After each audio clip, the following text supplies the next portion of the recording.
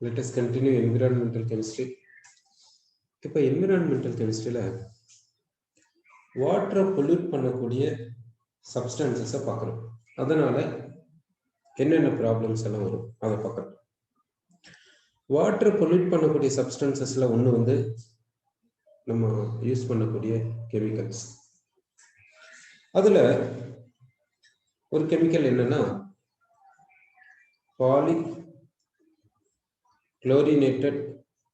polychlorinated biphenyl. இந்த chemical. இந்த கெமிக்கலை எதுக்காக யூஸ் பண்றாங்கன்னா இதை கிளீன் பண்றதுக்காக சால்வெண்டா யூஸ் பண்றாங்க. இந்த கெமிக்கலை சால்வெண்டா யூஸ் பண்றாங்க கிளீன் பண்றதுக்காக. கிளீன்சிங் சால்வெண்ட் என்று சொல்றாங்க. இந்த கெமிக்கல் வாட்டர்ல போய் சேர்ந்துட்டு அதை நம்ம பாடிக்குள்ள போயிடுச்சுன்னா, இந்த சப்ஸ்டன்ஸ் நம்ம பாடிக்குள்ள போச்சுன்னா இது என்ன பண்ணுனாக்கா it will act as carcinogenic என்று சொல்றோம். இது கார்சினோஜெனிக்கா இது ஆக்ட் ஆகுது என்று நம்ம சொல்றது. கார்சினோஜெனிக் சப்ஸ்டன்ஸ், அதாவது கேன்சர் ப்ரொடியூசிங் சப்ஸ்டன்ஸ் அப்படி சொல்றோம். அடுத்து ஃபெர்டிலைசர்ஸை யூஸ் பண்றோம். அதாவது என்னென்ன ஃபெர்டிலைசர்ஸ் யூஸ் பண்றோம்னா, இந்த பிளான்ட்டுக்கு என்னென்ன நியூட்ரிஷன்ஸ் தேவையோ, எந்த நியூட்ரிஷன் டெஃபிஷியண்டா இருக்குதோ சாயில்ல, அந்த நியூட்ரிஷனை பிளான்ட்டுக்கு கொடுக்கறதுக்காக ஃபெர்டிலைசர் மூலியமா கொடுப்போம். அந்த கெமிக்கல் ஃபெர்டிலைசர் இருக்குது, நேச்சுரல் ஃபெர்டிலைசர் இருக்குது. இப்போ கெமிக்கல் ஃபெர்டிலைசர்லாம் கொடுத்தா என்ன ஆகும்? அதனால என்ன ஆகுதுன்னு பார்த்தீங்கன்னா, பாஸ்பேட் இருக்கக்கூடிய ஃபெர்டிலைசர்ஸை கொடுக்குறோம். பாஸ்பேட் இருக்கக்கூடிய ஃபெர்டிலைசர்ஸ் கொடுக்குறோம். இந்த ஃபெர்டிலைசர் சாயில இருக்கும். ரெய்னிங் இல்லை வாட்டரை கொடுக்கும்போது இந்த ஃபெர்டிலைசர் அதில் டிசால்வ் ஆகி வாட்டர்ல போய் சேரத்துக்கு சான்சஸ் இருக்குது. அதாவது சாயில்ல நம்ம ஃபெர்டிலைசர் கொடுக்குறோன்னா எல்லா ஃபெர்டிலைசரும் பிளான்ட் எடுத்துடாது.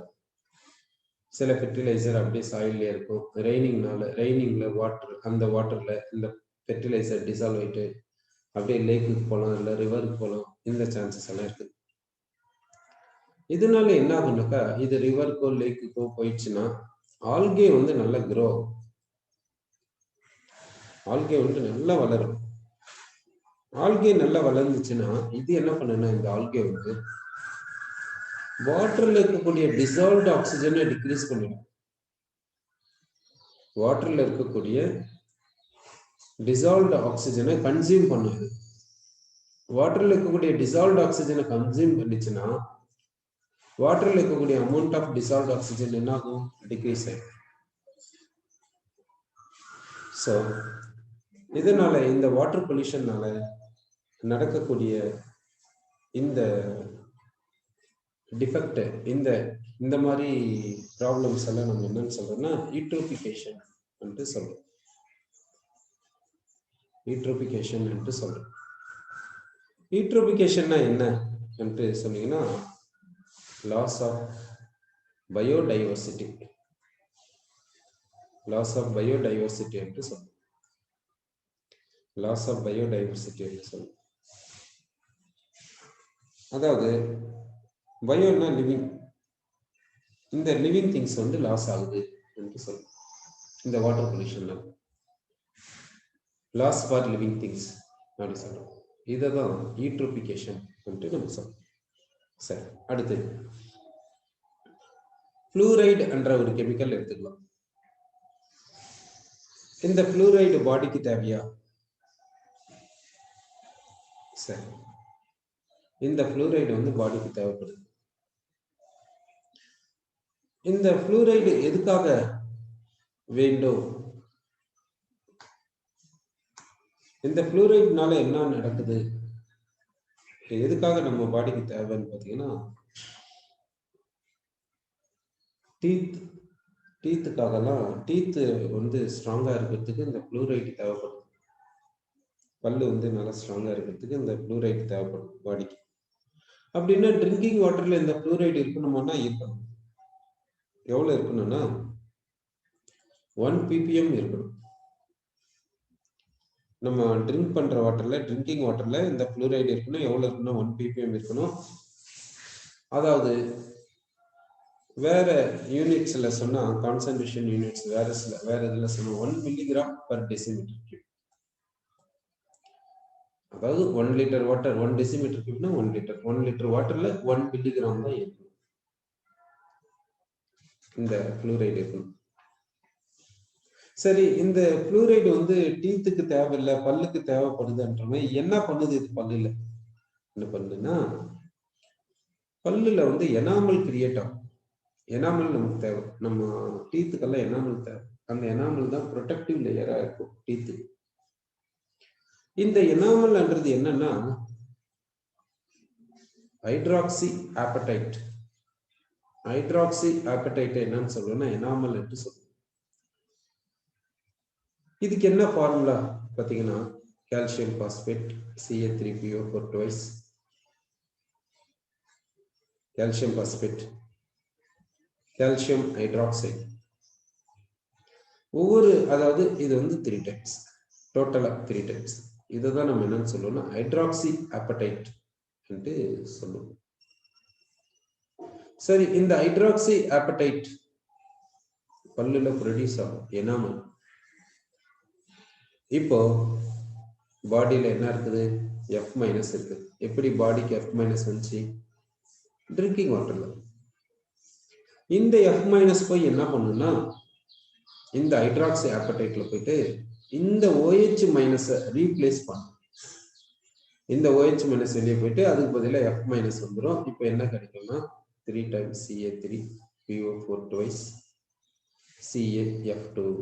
ஒவ்வொரு OH- பதிலாக F- கொடுத்துருங்க. அப்போ 2OH- பதிலாக 2F- கொடுத்தாச்சு. இது போல வந்துருச்சு. இதுக்கு என்ன பேரு பார்த்தீங்கன்னா இங்க ஹைட்ராக்சி என்று சொல்லிருக்கோம். ஹைட்ராக்சினா OH-.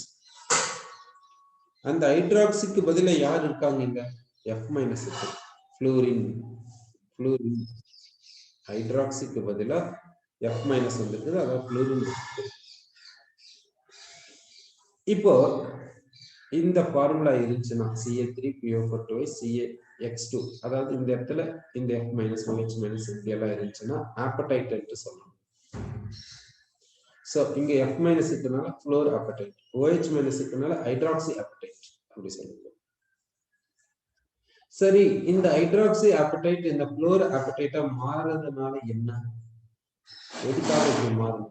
இப்படி மாறுச்சுன்னா நல்லா ஹார்டா இருக்கும். இது வந்து இப்போ எனாமல் என்னாச்சுன்னா இப்ப எனாமல் வந்து நல்லா ஹார்டா மாறிடுச்சு. இப்படி ஹார்டா மாறினாதானே இது எனாமல் இருக்கும், பல்லுக்கு மேல இருக்கும், டீத்துக்கு மேல இருக்கும், இல்லைன்னா இருக்குமா? ஏன்னா சாலிட் சப்ஸ்டன்சஸ் எல்லாம் நம்ம கடிக்கிறோம். அப்போ வந்து இந்த எனாமல் அப்படியே இருக்கணும்ல. அப்ப இது ஹார்டா இருந்தா தானே. ஸோ இதுல இருந்து என்ன தெரியுதுன்னா ட்ரிங்கிங் வாட்டருக்குள்ள F- இருக்கணும்ன்றது தெரியுது. சரி, இந்த F- எவ்வளவு இருக்கணும்னா 1 ppm. எந்த ஒரு இதுவா இருந்தாலும் ஒரு பர்டிகுலர் கான்சன்ட்ரேஷன் தான் இருக்கணும். அதிகமா போயிடுச்சுனாலும் டிஃபெக்ட் வரும், கம்மியா போயிடுச்சுனாலும் டிஃபெக்ட் வரும். அளவோட இருக்கணும்னு சொல்லுவாங்கல்ல, அது போல. சரி, இப்போ F- கான்சன்ட்ரேஷன் ட்ரிங்கிங் வாட்டர்ல இதை விட கம்மியா இருந்துச்சுன்னா என்ன ஆயிடும்? எனாமல் வந்து ஹார்டா இருக்காது. சரி, சப்போஸ் இதை விட அதிகமாயிடுச்சு என்ன? F- இதை விட அதிகமா இருக்கு. அதாவது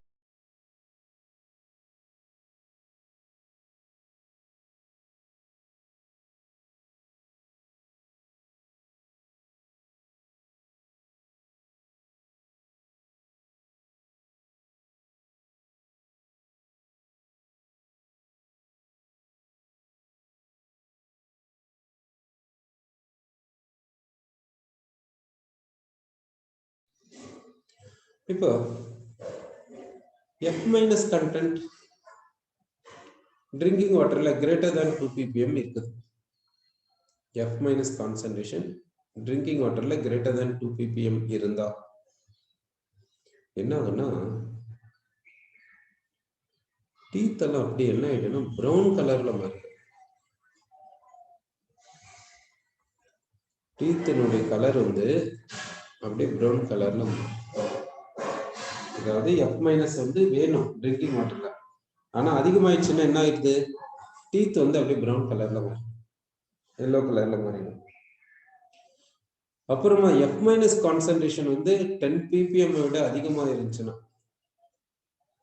10 ppm விட அதிகமா இருந்துச்சுன்னா போன்ஸ் நல்லா அஃபெக்ட் ஆகும், டீத் நல்லா அஃபெக்ட் ஆயிடும். போன்ஸ் டீத் இதெல்லாம் நல்லா அஃபெக்ட் ஆயிடும் எஃப் மைனஸ் கான்சன்ட்ரேஷன் அதிகமாக இருந்துச்சுன்னா. So F minus concentration 1 ppm இருக்கிற மாதிரி பார்த்துன்னு ட்ரிங்க் பண்ணணும். இது மாதிரி பாசிபிலிட்டி இருக்குதான்னு பார்த்தீங்கன்னா சில ஏரியாஸ்லாம் பார்த்தீங்கன்னா இந்த ஆந்திராவில் வந்து நல்கொண்டா டிஸ்ட்ரிக்ட் என்று சொல்லுவாங்க. அந்த டிஸ்ட்ரிக்ட்ல எஃப் மைனஸ் கான்சன்ட்ரேஷன் ட்ரிங்கிங் வாட்டர்ல வந்து அதிகமாக இருக்கும். 1 ppm எல்லாம் இருக்காது, அதிகமாக இருக்கும். அவங்க என்ன பண்ணுவாங்கன்னா அந்த கிரவுண்ட் வாட்டர் எடுத்து அந்த எஃப் மைனஸை ப்ரிசிபிடேட் பண்ணிட்டு அப்புறமா தான் அதை பியூரிஃபை பண்ணி ஆர்ஓ இதில் கலெக்ட் பண்ணி அப்புறமா தான் ட்ரிங்கிங் யூஸ் பண்ணுவாங்க. ஸோ கிரவுண்ட் வாட்டரை பொறுத்து, அதாவது ஒவ்வொரு கிரவுண்ட்ல ஒவ்வொரு மாதிரி வாட்டர் இருக்கும், அதில் நியூட்ரிஷன்ஸ் வந்து ஒவ்வொரு மாதிரி இருக்கும் concentration. So F minus concentration எப்படி இருக்குன்னு பார்த்துட்டு தான் யூஸ் பண்ணணும்ன்றது இதுல இருந்து தெரியுது. அடுத்து லெட், வாட்டர்ல இருக்கக்கூடிய அன்நெக்ஸ்ட் மெட்டல் அயன் என்னன்னா லெட். இந்த லெட் வந்து ட்ரிங்கிங் வாட்டர்ல எவ்வளவு இருக்கலாம் என்று பார்த்தீங்கன்னா nearly equal to 50 parts per billion இருக்கலாம், இவ்வளவு இருக்கலாம். இது வந்து டிஎல்வி லிமிட், டாலரன்ஸ் லிமிட் என்று சொல்லுவோம். இதை விட அதிகமா போயிடுச்சுன்னா என்ன ஆகுனாக்கா இந்த லெட்னால நம்ம பாடியில என்னென்ன டிராபேக்ஸ் எல்லாம் வரும், என்னென்ன ப்ராப்ளம்ஸ் எல்லாம் வரும்னா இது போய் கிட்னியை போய் டேமேஜ் பண்ணிடும். இந்த லெட்டு கிட்னியை போய் டேமேஜ் பண்ணும், லிவரை டேமேஜ் பண்ணுது, ரீப்ரொடக்டிவ் சிஸ்டமை டேமேஜ்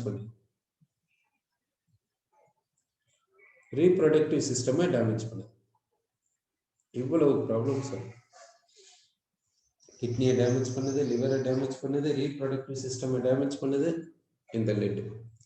அதனால இந்த ட்ரிங்கிங் வாட்டர்ல லெட்டினுடைய கான்சன்ட்ரேஷனை மெயினா பார்க்கணும். சரி, லெட்டினுடைய கான்சன்ட்ரேஷன் வந்து 50 ppb விட கிராஸ் பண்ணாம பார்த்துக்கணும். அடுத்து சல்ஃபேட்.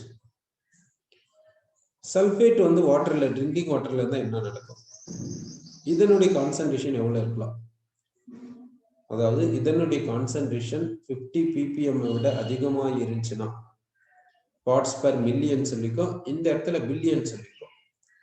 இதனுடைய கான்சன்ட்ரேஷன், சல்ஃபேட்னுடைய கான்சன்ட்ரேஷன் ட்ரிங்கிங் வாட்டர்ல 50 ppm விட அதிகமா இருந்துச்சுன்னா என்ன ப்ராப்ளம் வரும்னு பார்த்தீங்கன்னா லக்ஸேட்டிவ் எஃபெக்ட் என்று சொல்லுவோம். லக்ஸேட்டிவ் எஃபெக்ட்னா என்ன ஆகுனாக்கா, அதாவது சில நேரத்தில் ஏதாவது இன்டைஜஷன், ஏதாவது வயிற்றுல ஏதாவது ப்ராப்ளம் வந்துச்சுன்னா வேதியை எடுத்துன்னு சொல்லுவோம்ல, அதை தான் லக்ஸேட்டிவ்ட்டு சொல்லுவோம். அந்த மாதிரி ப்ராப்ளத்தை இந்த சல்ஃபேட் கொடுக்கும் என்று சொல்லுவோம். அடுத்து வாட்டரில் இருக்கக்கூடிய நெக்ஸ்ட் என்னன்னா நைட்ரேட். இந்த நைட்ரேட் வந்து வாட்டர்ல எவ்வளவு இருக்கலாம், இதனுடைய கான்சன்ட்ரேஷன் எவ்வளவு இருக்கலாம்னா 50 ppm இருக்கலாம், 50 parts per million இவ்வளவு இருக்கலாம். அதிகமா ஆச்சுன்னா என்ன ஆகும், இந்த நைட்ரேட் கான்சன்ட்ரேஷன் இங்க சொன்னதை விட அதிகமாயிடுச்சு, அதனால என்ன ஆகும், இதனால் நமக்கு கிடைக்கக்கூடிய ப்ராப்ளத்துக்கு பேர் என்னன்னு பார்த்தீங்கன்னா, இந்த கான்சன்ட்ரேஷனை விட அதிகமாயிடுச்சுன்னா என்ன நடக்கும்னு பார்த்தீங்கன்னா, நடக்கக்கூடிய ப்ராப்ளத்துக்கு பேர் வந்து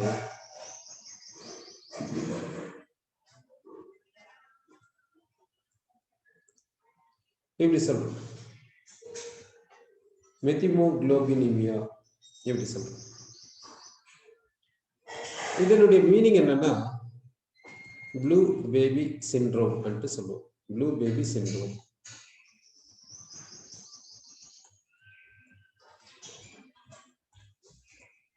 எப்படி சொல்றோம். ஸோ நைட்ரேட் கான்சன்ட்ரேஷன் வாட்டர்ல எவ்வளவு இருக்கலாம்னா 50 ppm இருக்கலாம். 50 ppm விட அதிகமா போயிடுச்சுன்னா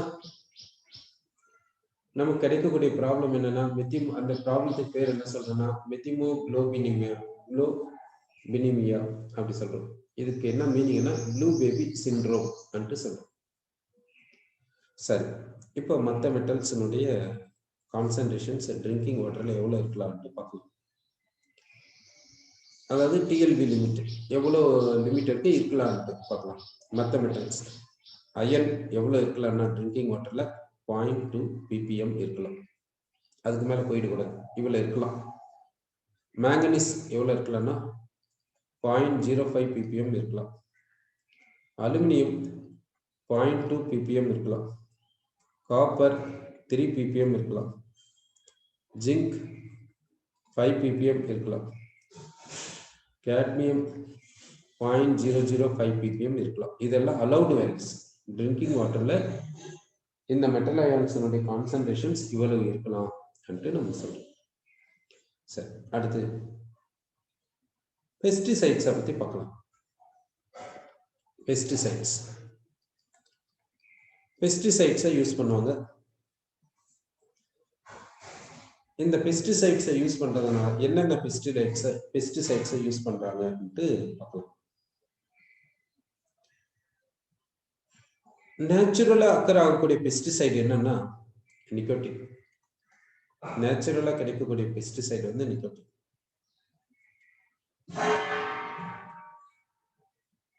அடுத்து கெமிக்கலா ப்ரிப்பேர் பண்ணக்கூடிய ஆர்டிபிஷியலா ப்ரிப்பேர் பண்ணக்கூடிய பெஸ்டிசைட்ஸ் என்னன்னா TTD, dichloro diphenyl trichloro ethane. என்ன சொல்லுவாங்கன்னா டைக்ளோரோ, அடுத்த டிக்கு வந்து டைஃபீனைல், டிக்கு வந்து ட்ரைக்ளோரோ ஈத்தேன் இப்படி சொல்லுவோம், டிடிடி என்று சொல்லுவோம். இது வந்து கெமிக்கலா நம்ம லேப்ல ப்ரிப்பேர் பண்ணக்கூடிய பெஸ்டிசைட். அடுத்த பெஸ்டிசைட் லேப்ல ப்ரிப்பேர் பண்ணக்கூடிய பெஸ்டிசைட் என்னன்னா ஆல்ட்ரின், அடுத்து டயால்ட்ரின். இந்த பெஸ்டிசைட்ஸ் என்னன்னா இது டாக்ஸிக்கா இருக்கும். இது வந்து ஆர்கானிக் காம்பவுண்ட்ஸ், அப்புறம் டாக்ஸிக்கா இருக்கும். இந்த பெஸ்டிசைட்ஸ் டாக்ஸிக், ஏதாவது ஆர்கானிக் டாக்ஸினே இதுக்கு பேர் வச்சிருக்காங்க. ஆர்கானிக் டாக்ஸினே பேர், ஆர்கானிக் டாக்ஸின்ஸ் சொல்லுவோம். இந்த ஆல்ட்ரின், டயால்ட்ரின் இந்த பெஸ்டிசைட்ஸ் எல்லாம் யூஸ் பண்ணும். இந்த பெஸ்டிசைட்ஸ் வந்து பயோடிகிரேடபிளா இல்லாதனால என்ன ஆகுதுன்னா, பயோடிகிரேடபிளா இல்லை அதனால என்ன நடக்கும் பார்க்கலாம். இந்த ஆர்கானிக் டாக்ஸின் அதாவது என்ன எக்ஸாம்பிள்னா ஆல்ட்ரின், டயால்ட்ரின். இது இந்த பெஸ்டிசைடு வந்து வாட்டர்ல டிசால்வ் ஆகாது.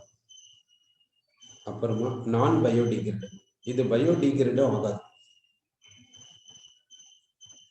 இது வந்து வாட்டர்லயும் டிசால்வ் ஆகாது, பயோடிகிரேடும் ஆகாது. அடுத்து யூஸ் பண்ணக்கூடிய சப்ஸ்டன்ஸ் என்னன்னா ஆர்கானிக் பாஸ்பேட்ஸ்.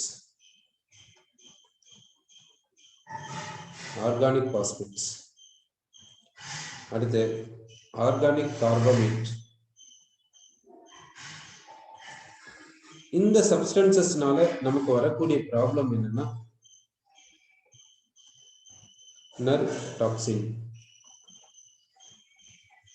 டாக்ஸின்ஸ் என்று சொல்றோம். இந்த சப்ஸ்டன்ஸ்னால நமக்கு வரக்கூடிய ப்ராப்ளம் இப்படி இருக்கும். அடுத்து என்னென்ன ஹெர்பிசைட்ஸ் யூஸ் பண்றாங்க, ஹெர்பிசைட்ஸ் என்னென்ன யூஸ் பண்றாங்க என்று பார்க்கலாம். ஹெர்பிசைட்ஸ் என்னன்னா sodium chloride, sodium arsenite, sodium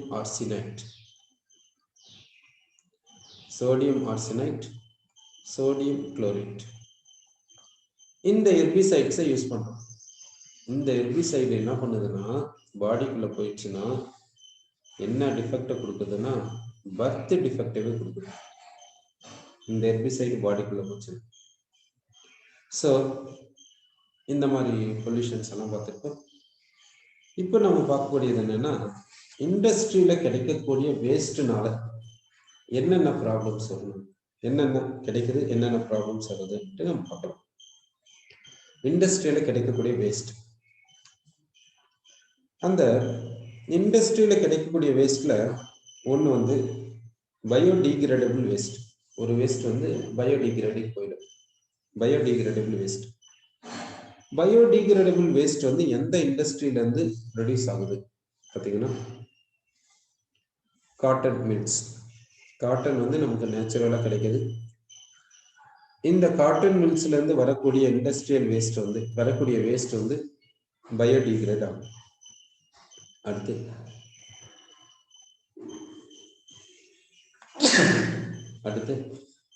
food processing units. Food processing units, இந்த இண்டஸ்ட்ரியில இருந்து வரக்கூடிய வேஸ்ட்டும் பயோடிகிரேட் ஆகும். அடுத்து பேப்பர் மில்ஸ், இந்த இண்டஸ்ட்ரியில இருந்து வரக்கூடிய வேஸ்ட்டும் பயோடிகிரேட் ஆகும். அடுத்து textile industry, textile fabrics, textile factories, இதுல இருந்து வரக்கூடிய வேஸ்ட்டும் பயோடிகிரேட் ஆகும். அப்படின்னா இந்த மாதிரி இண்டஸ்ட்ரியில இருந்து வரக்கூடிய வேஸ்ட் வந்து பயோடிகிரேட் ஆகுது. பயோடிகிரேட் ஆச்சுன்னா கொஞ்சம் பரவாயில்ல, பயோடிகிரேட் ஆகலைன்னா ரொம்ப ப்ராப்ளம். சரி, இதெல்லாம் பயோடிகிரேட் ஆகாது. பயோடிகிரேட் நான் பயோடிகிரேடபிள் வேஸ்ட் எந்தெந்த இண்டஸ்ட்ரியில இருந்து வருது? தெர்மல் பவர் ஸ்டேஷன்ல கிடைக்கக்கூடியது என்னன்னா fly ash. Thermal power station கோலை பர்ன் பண்ணிட்டு எலக்ட்ரிசிட்டி ப்ரிப்பேர் பண்ணுவாங்க. அந்த தெர்மல் பவர் ஸ்டேஷன்ல கிடைக்கக்கூடியது ஃப்ளை ஆஷ். இது non biodegradable waste, non biodegradable waste. அடுத்து அயன் இண்டஸ்ட்ரியில என்ன பண்ணுவாங்கன்னா, அயனை ப்ரிப்பேர் பண்றதுக்காக, அயனை எக்ஸ்ட்ராக்ட் பண்றதுக்காக பிளாஸ்ட் ஃபர்னஸ் போவாங்க. அந்த பிளாஸ்ட் ஃபர்னஸ்ல அயன் கிடைக்கும், அதோட ஸ்லாகும் கிடைக்கும். ஸ்லாக் கிடைக்கும். ஸ்லாக்னா கேங் பார்ட்டிகல்ஸ் இருக்கும் ஓர்ல, இம்பியூரிட்டிஸ் இருக்கும் ஓர்ல, அது வந்து தனியா பிரிஞ்சு வந்துடும், செப்பரேட் ஆகி வந்துடும். அதுதான் ஸ்லாக்ன்ட்டு சொல்லுவோம். இது மால்டன் ஸ்டேட்ல இருக்கும். இந்த ஸ்லாக் வந்து அயனோட மிக்ஸ் ஆகாது, தனியாவே இருக்கும். இந்த ஸ்லாகை தனியா செப்பரேட் பண்ணி எடுத்துடலாம்.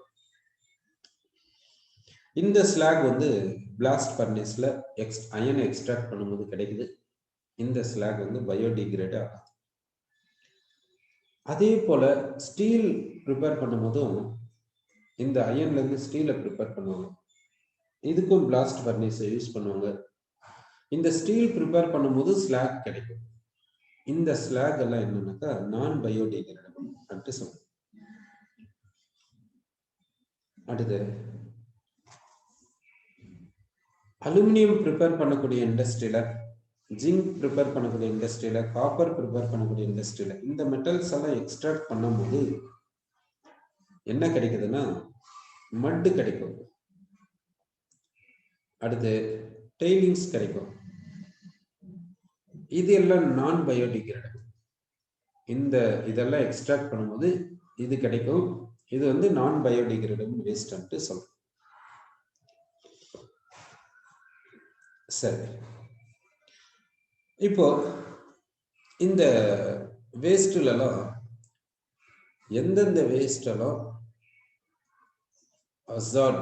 ஹசார்டஸ் வேஸ்ட் பாத்தீங்கன்னா,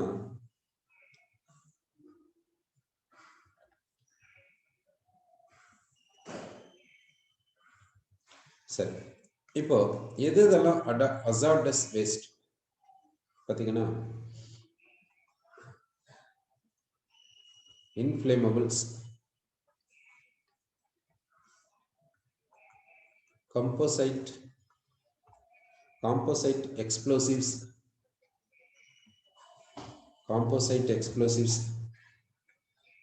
அடுத்து highly reactive substances,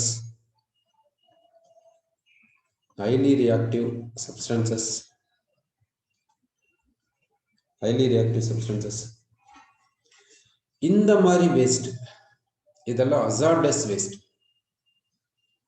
இது எந்த இண்டஸ்ட்ரியில இருந்து இந்த மாதிரி வேஸ்ட் எல்லாம் கிடைக்குதுன்னு பார்த்தீங்கன்னா, எந்த இண்டஸ்ட்ரியில மெட்டல்ஸை எக்ஸ்ட்ராக்ட் பண்றாங்களோ,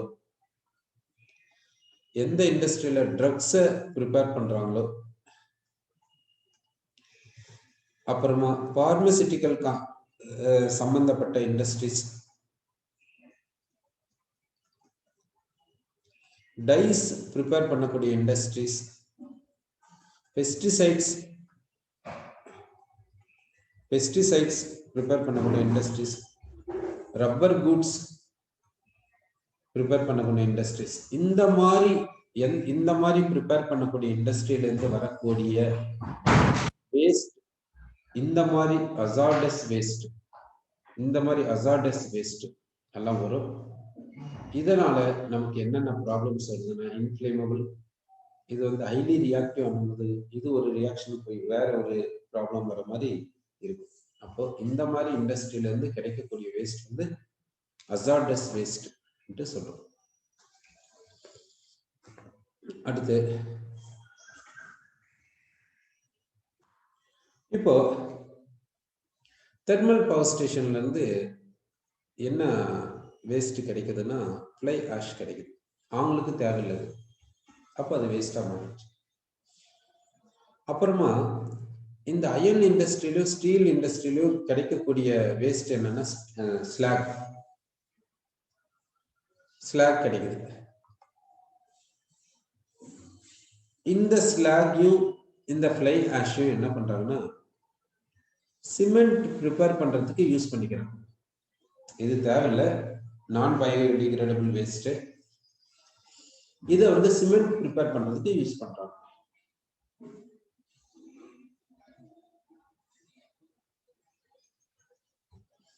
அடுத்து பிளாஸ்டிக் இண்டஸ்ட்ரியில இருந்து வரக்கூடிய வேஸ்ட், அதை வச்சு என்ன பண்றாங்கன்னா கிரீன் ஃபியூயல் ப்ரிப்பேர் பண்றாங்க. அதுக்கு ஆக்டேன் ரேட்டிங் எப்படி இருக்குதுன்னா அதிகமா இருக்குது. அது மட்டும் இல்லாம இந்த ஃபியூயல்ல வந்து லெட் கிடையாது. ஸோ அதாவது கிடைக்கக்கூடிய வேஸ்ட்டை வந்து வேற எப்படியாவது யூஸ் பண்ணிடணும். நான் பயோடிகிரேடபிள் வேஸ்டா இருந்துச்சுன்னா அதை வேற மாதிரி கன்வெர்ட் பண்ணிடணும். அப்படி கன்வெர்ட் பண்றதுல இப்படி செய்யறாங்க. அதாவது ஃப்ளை ஆஷ், ஸ்லாக் என்ற நான் பயோடிகிரேடபிள் வேஸ்ட்டை சிமெண்ட் ப்ரிப்பேர் பண்றதுக்கு யூஸ் பண்றாங்க. பிளாஸ்டிக் இண்டஸ்ட்ரியில இருந்து கிடைக்கக்கூடிய வேஸ்ட்டை வந்து கிரீன் ஃபியூயலா ப்ரிப்பேர் பண்றாங்க. அந்த கிரீன் ஃபியூயல்ல லெட் கிடையாது, ஆக்டேன் ரேட்டிங் அதிகமா இருக்குது அப்படி சொல்லணும்.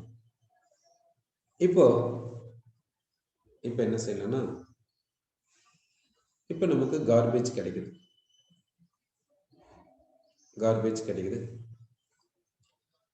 இந்த கார்பேஜை என்ன பண்ணணும்னா அப்படியே மேனுவலா கன்வெர்ட் பண்ணி விட்டோம். இந்த கார்பேஜ் வந்து பயோடிகிரேடபிளா இருந்தா கூட சரின்னு விட்டுருலாம்.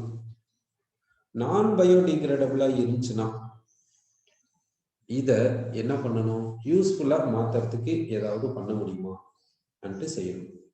ரீசைக்கிள் பின் மாதிரி ஏதாவது யூஸ் பண்ண முடியுமான்ட்டு பார்க்கணும்.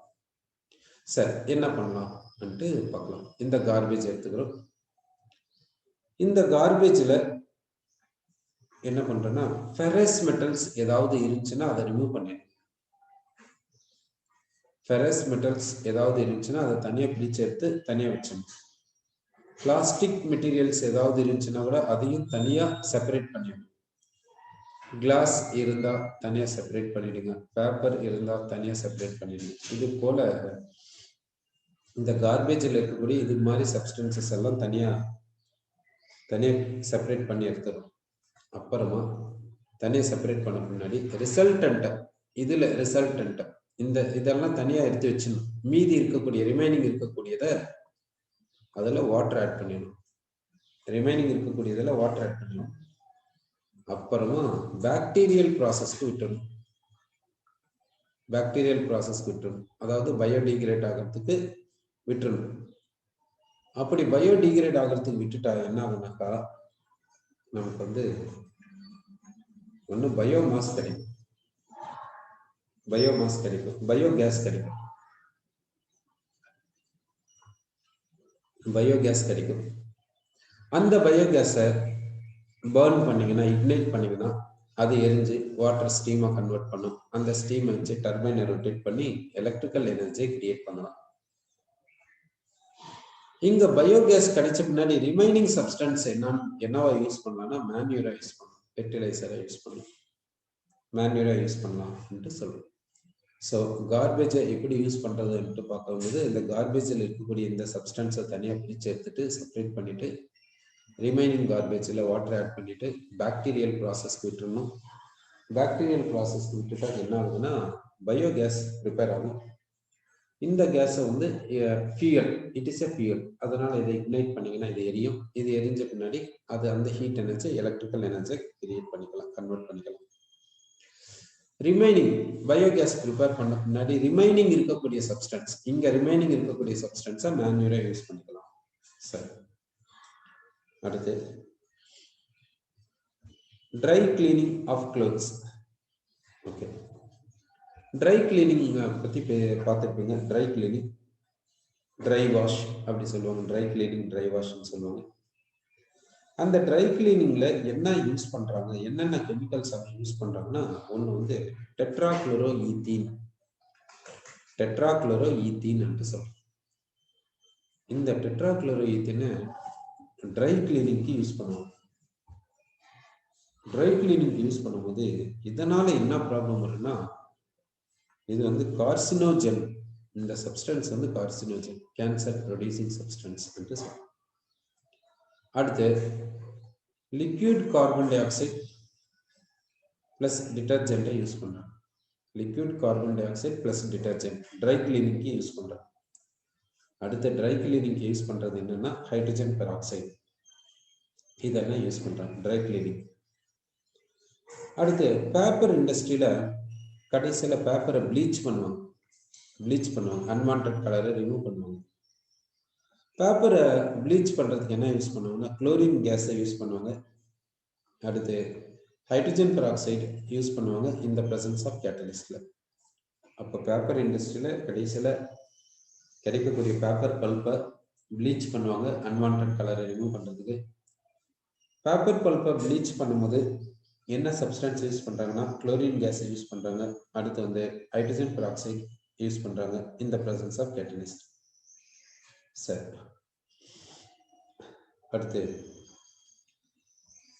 ஒரு கெமிக்கல் எப்படி சிந்தசிஸ் பண்றாங்கன்னு பார்க்கலாம். இப்போ எத்திலீன் எடுத்துக்கணும். இந்த எத்திலீன்ல ஆக்சிஜன் கேஸை பாஸ் பண்றோம்.